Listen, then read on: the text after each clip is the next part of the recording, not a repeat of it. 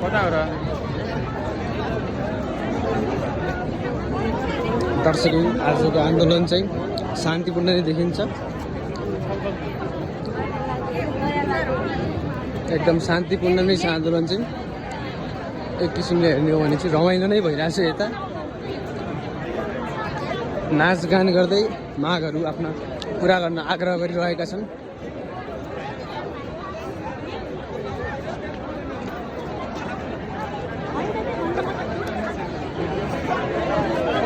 हेरौँ यताको चर्चकला के भइरहेछ यता यसै अलि नौलो चर्चकला देखिन्छ है अलि नौलो नै छ यता चाहिँ है आन्दोलन एकदम शान्तिपूर्ण नै छ हेरौँ यहाँ चाहिँ के भइरहेको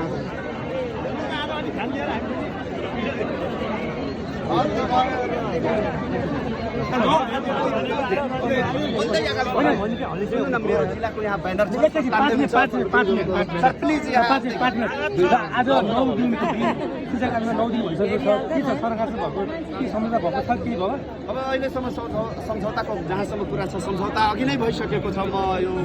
बारम्बार भनेकै छु सम्झौता त धेरै पहिला नै भइसकेको छ तर सरकार तपाईँलाई बोलाइरहेको छ तपाईँ जानु भएको छैन अब त्यो अर्डर गरेको हेरेको अब खोइ त अब त्यो किन बोलाइराख्नु भएको छ सम्झौता यहाँ चाहिँ अलि रमाइलो आन्दोलन भइरहेको छ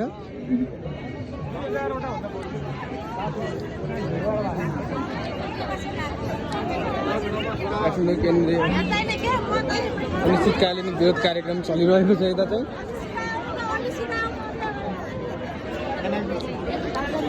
यो चाहिँ हाम्रो बालेश्वर माइती मण्डलाको दृश्य हेरौँ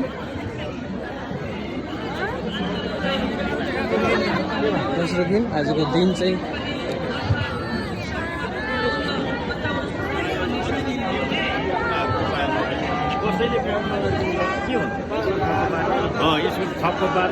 हाम्रो सुरपश्चिमले देउडा गाइरहेका छन् सरहरू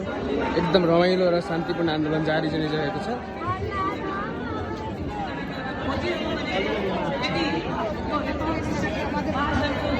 केन्द्रीय नेतृत्वले अब हामी भेटमा लाग्नुपर्छ भन्ने यदि निर्णय गर्यो भने त्यो बेलामा अग्र मोर्चामा हामी अपाङ्गता भएको शिक्षकहरू उभिनेछौँ राज्यलाई हाम्रो चुनौती छ यदि पुट बजारेर शिक्षकको आवाजलाई दबाउन खोजिएको भने त्यसको अग्र मोर्चामा हामी हुनेछौँ त्यहाँनिर के अनुरोध गर्न चाहन्छु भने सम्पूर्ण शिक्षक नेताजीहरूलाई अपाङ्गता भएको शिक्षकको सवाल प्राथमिकताको साथ उठाइनुपर्छ विशेष शिक्षक मात्र भनेर यदि बुझाइ छ भने हामी अहिले प्रत्यक्ष प्रसारणमा छौँ समस्या छन् ती समस्याको सम्बोधन हुने गरी खास गरी सदनमा र 15 वर्ष पुगिसकेपछि यदि कुनै शिक्षकमा अपाङ्गता एकदमै शान्तिपूर्ण आन्दोलन छ अशक्तता छ भने अपाङ्गता भनेको छैन अशक्तता छ भने त्यहाँनिर निवृत्ति भवनमा के विशेष व्यवस्था गरिएको छ अवकाशमा र त्यो बेलामा अपाङ्गता भएका शब्द राखिनुपर्छ जे होस् हाम्रा शिक्षक शिक्षिकाहरूले चाहिँ आन्दोलन चाहिँ एकदम शान्तिपूर्णमै गरिएका छ यो चाहिँ जायज हो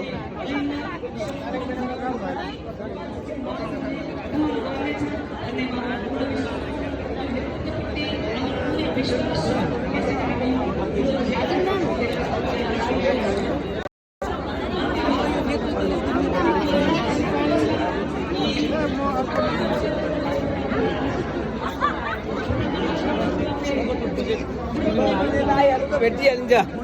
सिन्धुपाल्चोकमा यहाँ छ